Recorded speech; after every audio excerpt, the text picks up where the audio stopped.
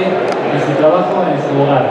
Esto se va a complicar mucho más también, como comentaba en el ponente anterior, con toda la cantidad de dispositivos conectados que a su vez se están incorporando dentro del ecosistema digital. Entonces, ante este esquema que estamos hablando, lo que tenemos principalmente que ver es cuáles son los agentes que están trabajando. Y para eso tenemos que tener claro dos alternativas.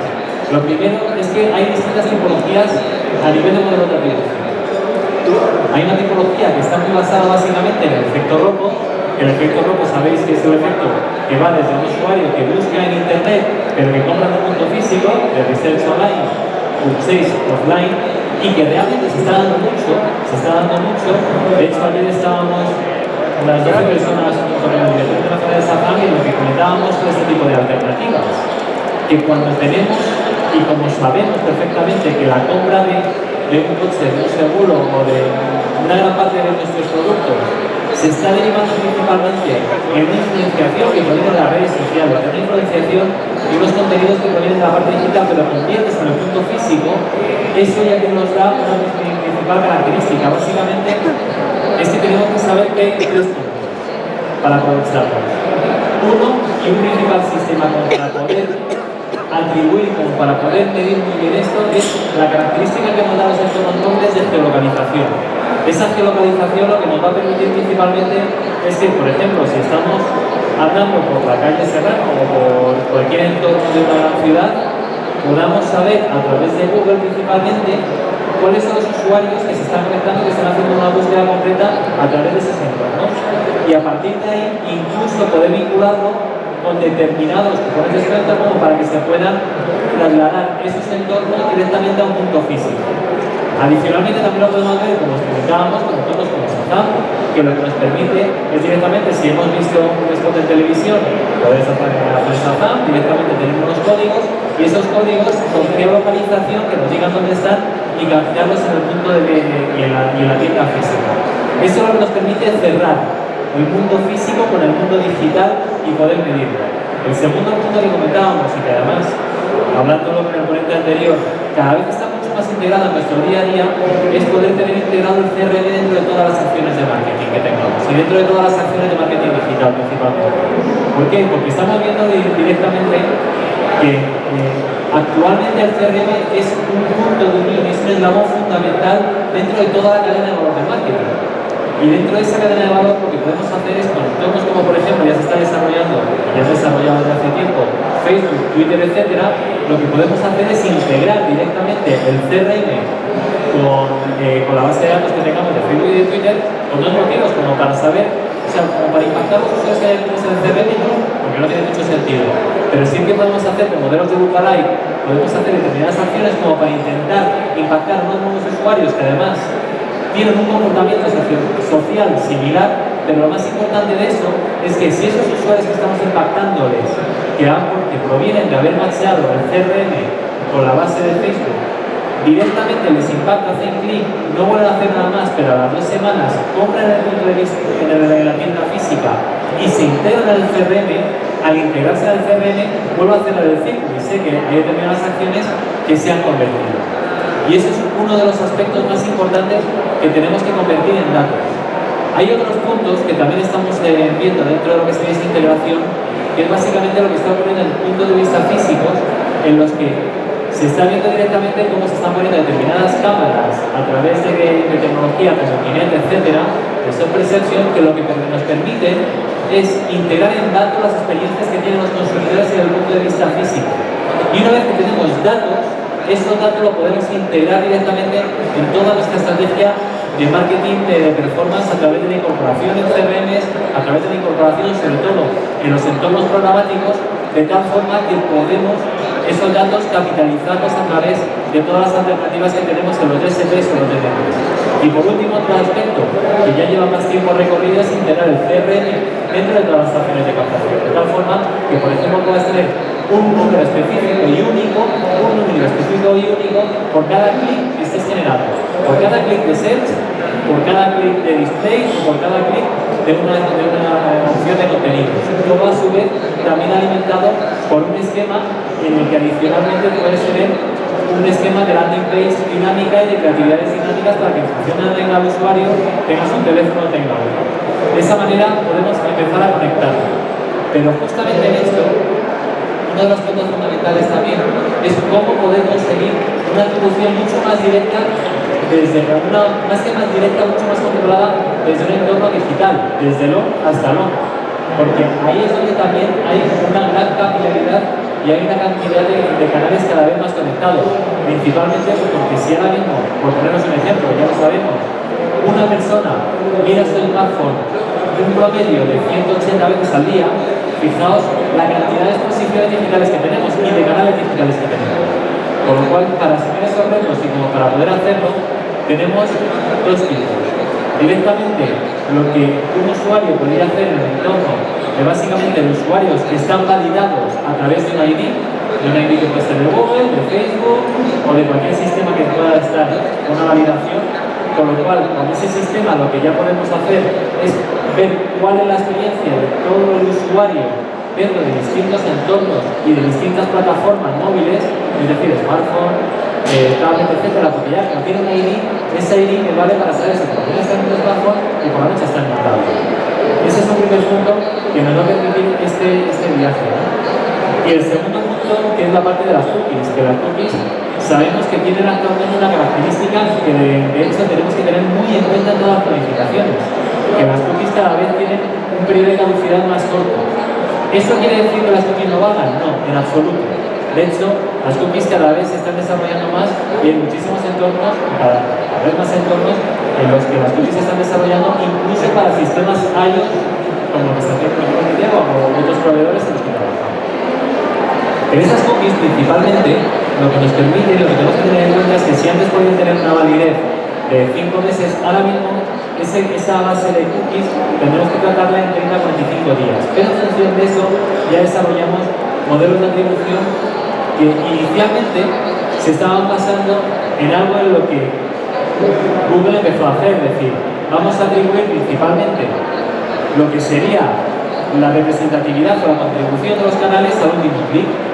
Y que además muchos modelos de atribución que están dentro de la analítica web provienen de este punto.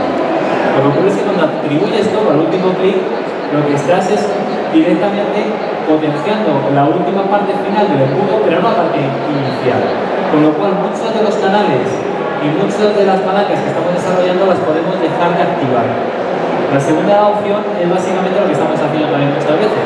Es decir, no voy a hacer el último clic, sino que voy a hacer el último clic, pero siempre con una ventana de post-view o de post-clic. Es decir, voy a utilizar el último clic siempre y cuando se haya hecho las 24 horas anteriores al último clic o en las 12 horas de última impresión que se haya establecido. Eso está bien, porque establece determinadas ventanas, pero aún así estamos teniendo una visión absolutamente lineal. El siguiente punto que también se estuvo desarrollando es básicamente decir, no, es que para mí el primer paso es el que me influye más. Es decir, cuando un usuario me pide la información, es el canal que me está dando. ¿Y dónde se suele dar todas estas alternativas? Se suele dar principalmente, por ejemplo, en industrias como la industria principalmente, de los bienes inmuebles, por ejemplo, de las casas. Cuando cualquiera de nosotros quiere comprar una casa, ese primer impacto es el que muchas veces tiene más valor porque luego la conversión la vas a hacer a través de una agente de propiedad inmobiliaria, etc. Pero esa es otra de las opciones que estábamos valorando. Aún así, sigue siendo una opción absolutamente lineal. A partir de este momento seguimos desarrollando modelos en los que decimos, no solamente tenemos que hacerlo así, ¿por qué no hacemos, por ejemplo, un aspecto lineal? Si tenemos 5 puntos de contacto, café con leche para todos, regla salomónica, 20% para cada uno. Pero eso tampoco tiene ningún tipo de significación. Seguimos avanzando y vemos otros modelos que empiezan a estar un poquito más avanzados, es decir, pongamos el primero y el último como valores fundamentales y entre medias establecemos una regla de Pareto inversa. Todos sabemos que la regla de Pareto dice que el 80% está entre la media y la mediana y justamente los 20% están en las colas. Aquí pasa al contrario, decimos, el 80% lo ponemos en las colas y el 20% lo ponemos en la parte intermedia del embudo. Y en algunos modelos nos han llegado a puntos también bastante acertados, pero seguimos teniendo la limitación de la linealidad. A partir de aquí, junto con esto, lo que nosotros estamos trabajando y la industria proviene de otros mercados más avanzados, está enfocando mucho más es a que no tengamos modelos directamente lineales, sino que tengamos modelos que están basados principalmente en distintas tendencias y en distintos factores que son fundamentales. El primer factor es básicamente el tipo de interacción. Es importante saber si la interacción está basada en un clic, está basada en una impresión de un display que ha tenido, por ejemplo, menos de 5 segundos, o por ejemplo está basada en un vídeo que ha visto el usuario en redes sociales que ha compartido, por ejemplo, 30.000 personas y ha tenido 200 comentarios positivos. El tipo de interacción está muy distinta, por lo cual esto le tenemos que dar una importancia. Lo segundo es cuántas veces se repite esa interacción. Si por ejemplo la parte de SEM se está repitiendo 5 veces en el proceso de compra, tendrá más importancia que si se repite solamente una y al final. Y por último, tenemos que tener en cuenta la cercanía o la lejanía respecto a la conversión. Es decir, voy a primar más cuanto más cerca esté de la parte final del proceso, del embudo. Es decir, en los últimos puntos le voy a dar más representatividad y cuanto más lejos esté le voy a dar menos representatividad. Y por último, el sector. El sector lo que me va a permitir principalmente es decir, hay determinados sectores que van a ser más proclives a una transacción online y otros que van a ser menos proclives a esa transacción online. Con lo cual, junto con esto, hay determinadas fórmulas que lo que nos permiten es poder ver esa capacidad juntando todas esas variables como para poderle dar la importancia que tenga cada uno de los canales. De tal manera que si tenemos, por ejemplo, un circuito de que una transacción o un proceso de venta empieza, por ejemplo, con SEM genérico, como puede ser buscar viaje, a que pase luego con buscar viaje en una marca concreta, a que luego posteriormente lo vea en SEO, que en publicidad nativa vea un contenido que tenga relación, luego vea un contenido en social media que le pueda dar mayor viralidad a este mensaje para que posteriormente vea un vídeo y a través de RTD, en modelos de lookalike, pueda llegar a convertir, podría ser un viaje. La cuestión de esto es cómo le voy a dar un porcentaje de representatividad a cada uno de estos puntos. Y esos porcentajes de representatividad están basados en la fórmula que os comentaba. De tal forma que lo que tendríamos que llegar a unas conclusiones como las que vemos. Que SEM de marca, por ejemplo, puede tener un 24%, o a lo mejor no tiene un 24% de negocio. Y que, por ejemplo, la parte del lookalike puede tener un 10%, o el vídeo está impactando en un 12%. Tenemos que poder medir la contribución de cada uno de los canales de forma porcentual a través de esta formulación. Y esa formulación, que parece muy compleja, vamos a poner un ejemplo práctico para que veáis cómo es mucho más sencillo de la que parece. Si vemos ese ejemplo práctico, que es muchas veces lo que nos ocurre a nosotros desde la inversión, realmente hoy en día ya no nos dicen tenéis un CPA o un CPLX. Lo que nos dicen es, oye, tenemos este es mi negocio, con este margen comercial, con este ratio de conversión, etcétera. Con lo cual, con este tipo de información, lo que directamente ya establecemos son los KPIs del negocio.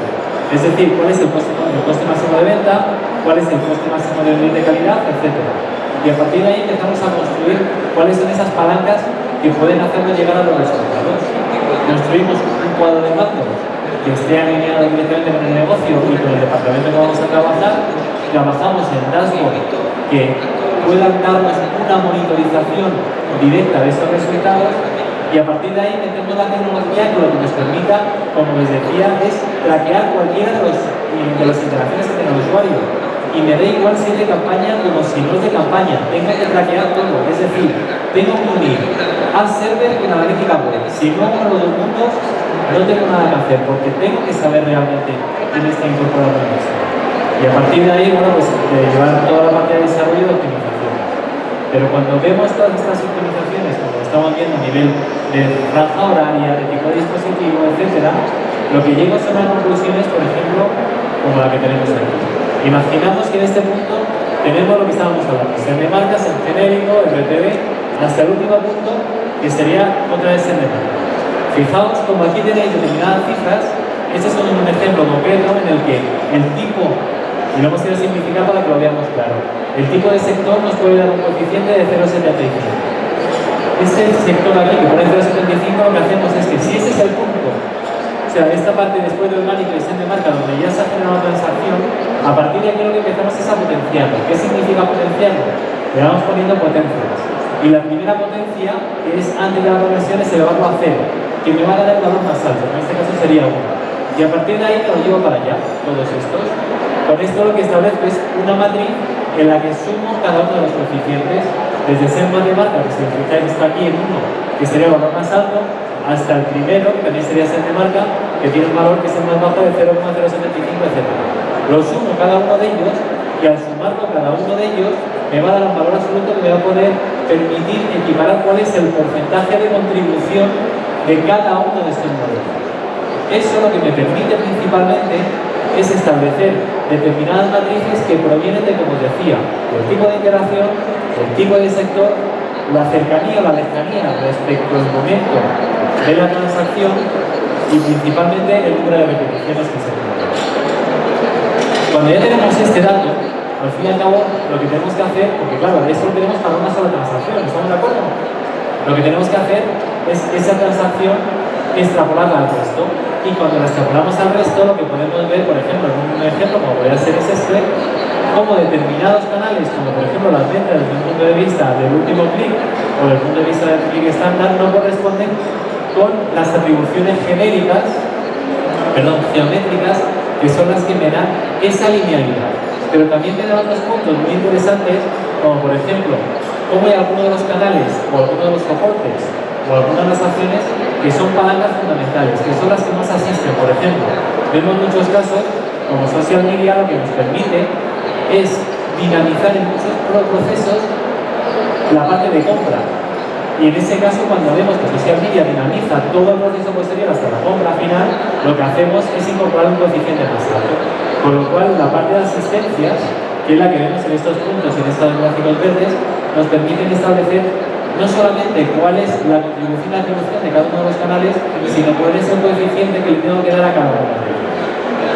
Para posteriormente también ver otras alternativas que nos pasan mucho, es decir, el retargeting, por ejemplo, funciona muy bien, pero no funciona muy bien siempre. El retargeting tiene que trabajarlo en función de este viaje del usuario. Si sabemos, por ejemplo, que un porcentaje alto de las conversiones se producen a las 6 horas, luego hay un valle y de las siguientes conversiones se producen directamente entre el quinto y el octavo día, desarrollemos toda la estrategia de retargeting a partir de esa información. Porque si lo tenemos eso mucho más concreto, lo que vamos a permitir es que finalmente los CPA nos bajen, porque el número de impactos que voy a tener que lanzar va a ser mucho más bajo.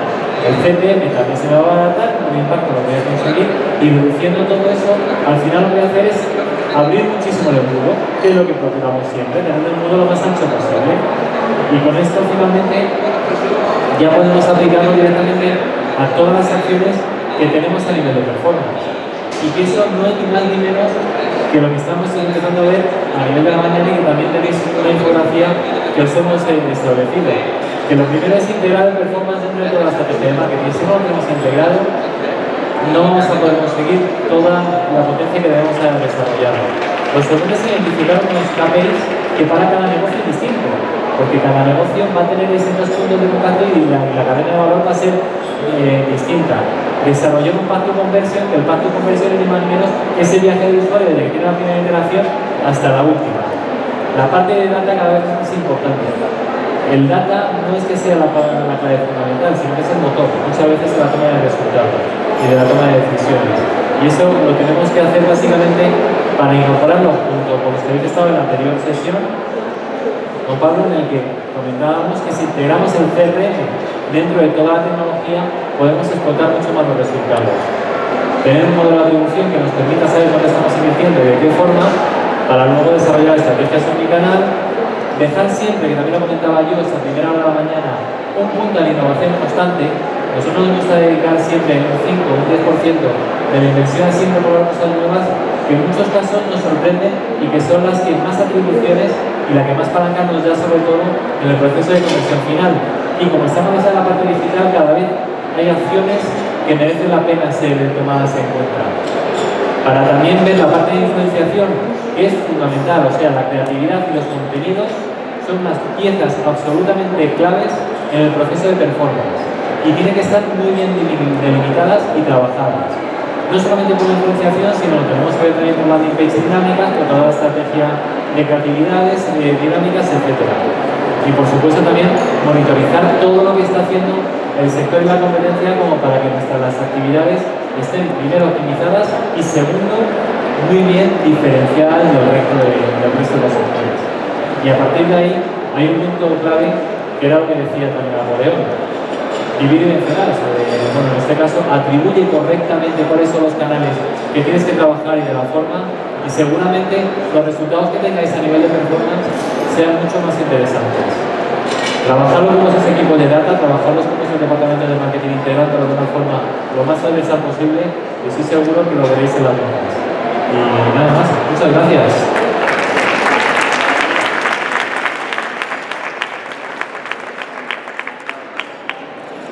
¿Preguntas?